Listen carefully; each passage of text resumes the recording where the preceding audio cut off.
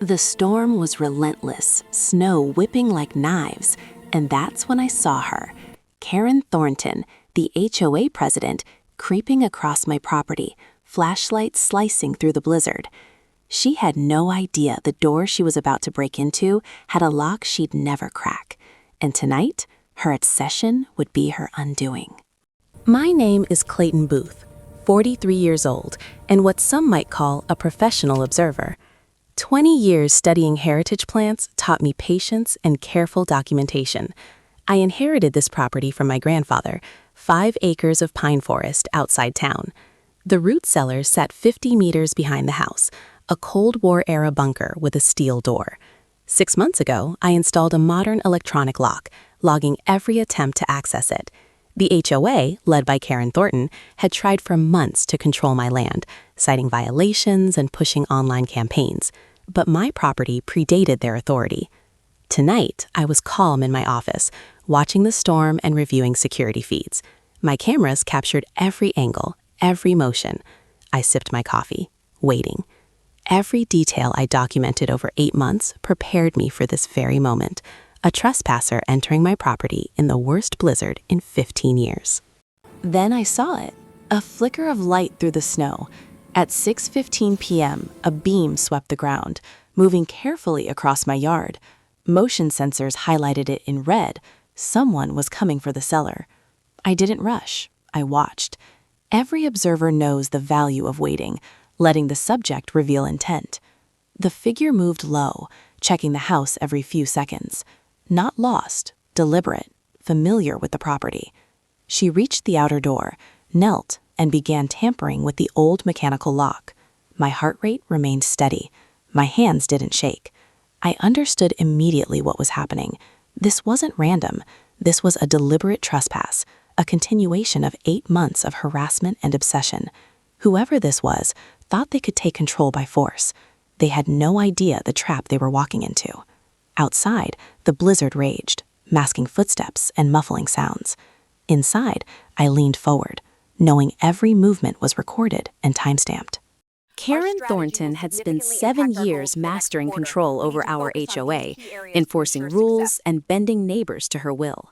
When I moved into my grandfather's house 3 years ago, she immediately tried legal maneuvers to make my property compliant.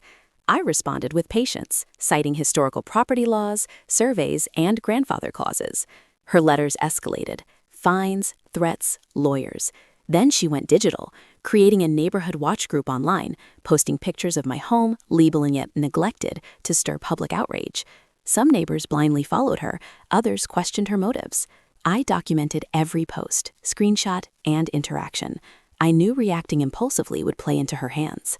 At the November HOA meeting, she tried to expand HOA authority retroactively to include my property. I presented facts and legal evidence, point by point, exposing the impossibility of her plan. The vote was nearly unanimous against her. She left shaking, vowing to find evidence herself. That threat wasn't idle. Karen had a pattern, and by December, her obsession had escalated beyond legality into desperation. That desperation brought her to my property tonight, walking straight into a trap she didn't even suspect existed. I had anticipated this. Security upgrades, new cameras with night vision, motion sensors, and remote monitoring were installed weeks in advance. The root cellar's electronic lock logged every attempt, tied to my phone. Overkill, perhaps, but tonight it would make all the difference. I had reviewed patterns, noted her behavior, and set up redundant recording backups.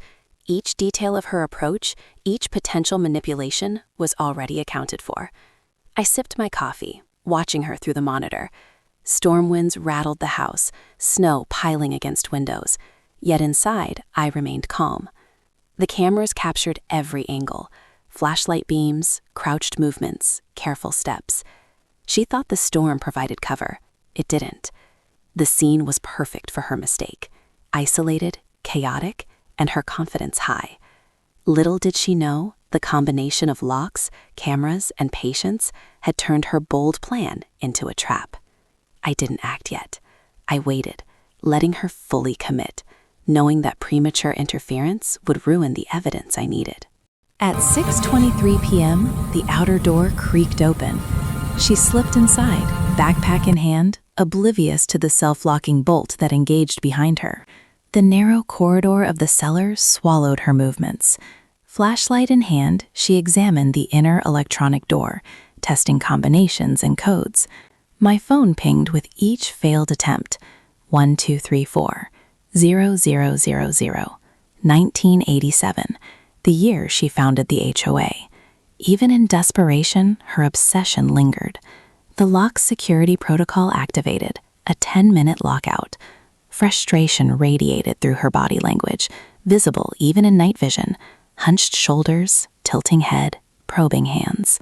Outside, the storm intensified, wind slamming against windows, snow obscuring the world beyond. Inside, she sat on the steps, flashlight resting beside her, trapped yet unaware. Every movement, every failed attempt, every second of panic was recorded, backed up, and time-stamped. 8 months of preparation had reached its peak. She had crossed the line. She had trespassed, broken locks, and entered private property. And now the consequences would unfold, slowly, deliberately, and entirely on her terms. The inner electronic door refused her, concrete walls shielding her from the outside world. She couldn't call for help. No signal penetrated the bunker. Her panic grew, hands trembling as she tested the keypad again and again. Each attempt was futile. I leaned back in my chair, calm as the storm raged, every camera angle feeding me her frustration. The contrast was stark. Me, warmth and patience. Her, trapped by her own obsession. I logged every movement, every exclamation, every frustrated breath. The storm outside mirrored her spiraling panic. This was the culmination of 8 months of harassment, digital attacks, and legal maneuvering. The trap wasn't about punishment. It was about proof, evidence that would withstand scrutiny. She had chosen to violate boundaries, ignore the law, and act recklessly. And now she realized, too late, that the preparation and patience of the target she underestimated had anticipated every move. The trap wasn't malicious. It was inevitable. I activated the intercom, voice calm and measured. "Karen Thornton, I know you're in the root cellar." Her reaction was immediate, flashlight dropping, rapid breathing, pounding footsteps as she tried to locate me. I explained I had recorded her breaking the outer lock, logging failed attempts on the inner electronic door, and that she was trespassing on private property. Panic erupted through her voice as she demanded I open the door. I didn't rush.